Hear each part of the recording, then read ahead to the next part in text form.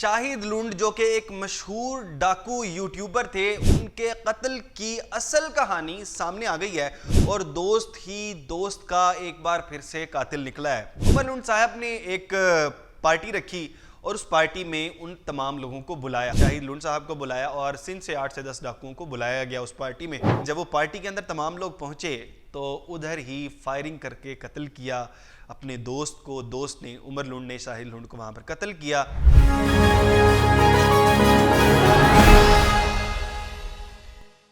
अस्सलाम वालेकुम, पाकिस्तान खबर के साथ मैं हूं हमजा जावेद। नाजरीन, शाहिद लुंड जो कि एक मशहूर डाकू यूट्यूबर थे, उनके कत्ल की असल कहानी सामने आ गई है और दोस्त ही दोस्त का एक बार फिर से कातिल निकला है। इससे पहले हमने देखा था कि लाहौर में एक बड़ा वाक़या हुआ, उसमें भी दोस्त दोस्त का कातिल निकला था। दोस्त ने सारी मुखबरी की थी कि दोस्त कैसे शादी पर जाएगा और दोस्त को किस तरह से मारा जा सकता है। एहसन शाह ने सारी मुखबरी की थी बलाच की। लेकिन अब जो मामला हुआ है, अब डाकुओं के दरमियान वही मामला हुआ। इवन मेरा मानना यह है कि जो शरीफ लोग होते हैं, जो मम्मी डैडी लोग होते हैं, उनकी दोस्तियां स्ट्रॉन्ग नहीं होती, लेकिन इस किस्म के दोस्त होते हैं उनकी दोस्तियां बड़ी स्ट्रॉन्ग होती हैं। लेकिन आज के बाद शायद ये मेरा पॉइंट ऑफ व्यू चेंज हो जाएगा, क्योंकि असल में उनकी दोस्तियां भी मफाद पर मबनी होती हैं।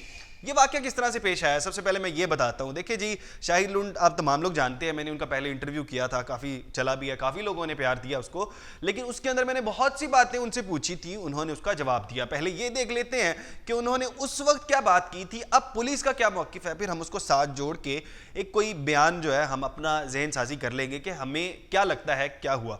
अच्छा, पुलिस का पहले मौक़िफ़ था, कहा यह जा रहा था कि जो शाहिद लुंड साहब हैं उनको कत्ल किया गया है, उनको हलाक किया गया है, जो कि पुलिस मुकाबला था उसमें।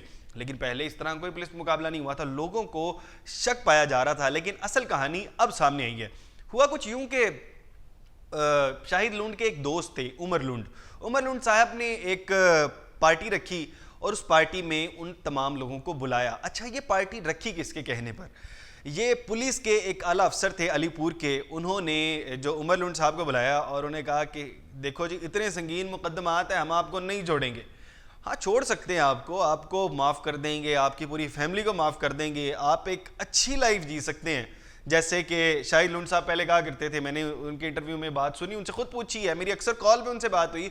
उन्होंने यही कहा था कि हम ये डाकू शाकू वाली ज़िंदगी नहीं गुजारना चाहते हैं, हम दुश्मनदार आदमी है, इसके अलावा हमारा कोई मामला नहीं है, हम लोगों को नहीं उठाते हैं। बहरहाल उन्होंने कहा था कि जो लाइफ वो शाहिद लुंड साहब चाहते थे, वही लाइफ उमर लुंड को देने के लिए वादा किया गया कि हम आपको एक आम जिंदगी जैसे दूसरे लोग जीते हैं, आपके बच्चे भी पढ़ेंगे, आपके घर वाले भी वो जिंदगी जी सकेंगे बगैर किसी डर के, जैसे तमाम आम पाकिस्तानी जीते हैं। इसके लिए आपको शाहिद लुंड और कुछ मजीद डाकू हैं वो हमें देने होंगे या आपने खुद उनको उनका सफाया करना पड़ेगा।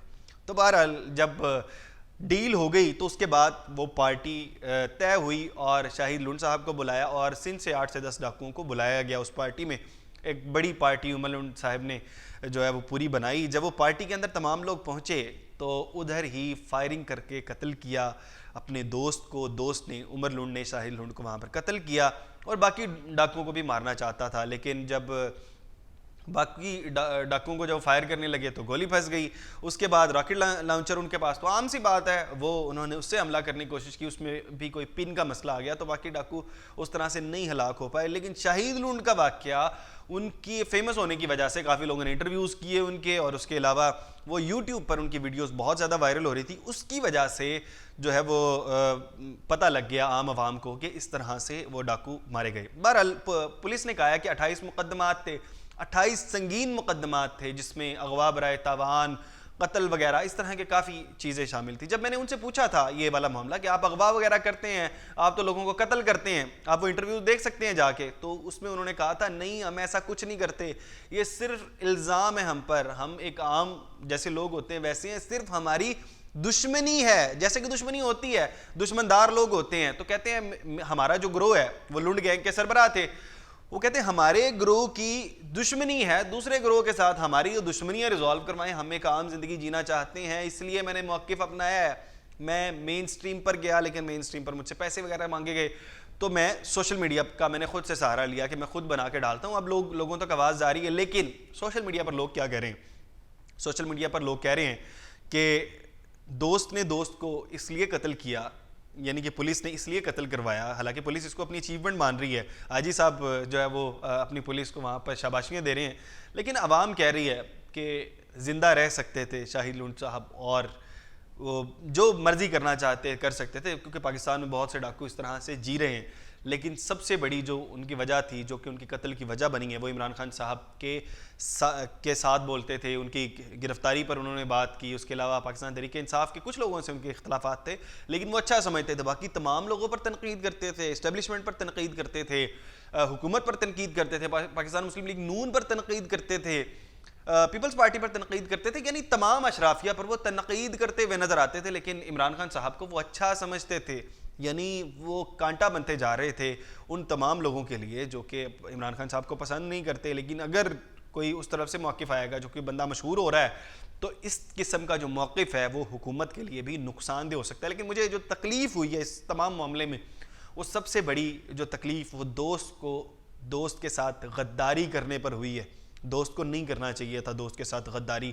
इस तरह से आपके वो दोस्त इस तरह से था, आपने देखा होगा यूट्यूब वीडियोस में साथ ला के बिठा रहे हैं कि मेरा दोस्त है, वो इंट्रोड्यूस करवा रहे हैं। यार ये मामला बहुत ख़राब है। इस तरह से चलता रहा, हमारा माशरा किस तरफ जा रहा है, इस तरह से चलता रहा तो कभी दोस्त पर एतबार नहीं करेगा। आप क्या सोचते हैं इस दोस्ती के बारे में? कमेंट बॉक्स में ज़रूर बताइएगा। इसके साथ अपने मेज़बान हमजा जावेद को दीजिए इजाज़त। अल्लाह निगहबान।